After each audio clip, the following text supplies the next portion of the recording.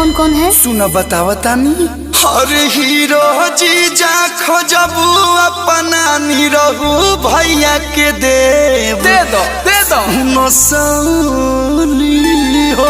खुल के बताइए। हट गाय को जीजा खोजबू अपना पवन भैया के देव सुनसाली हो। ट्रेंडिंग वाला खोजबू हम खेसारी भैया के देव सुनसाली हो। पीछू करिया धराई छा गइबे अजीजू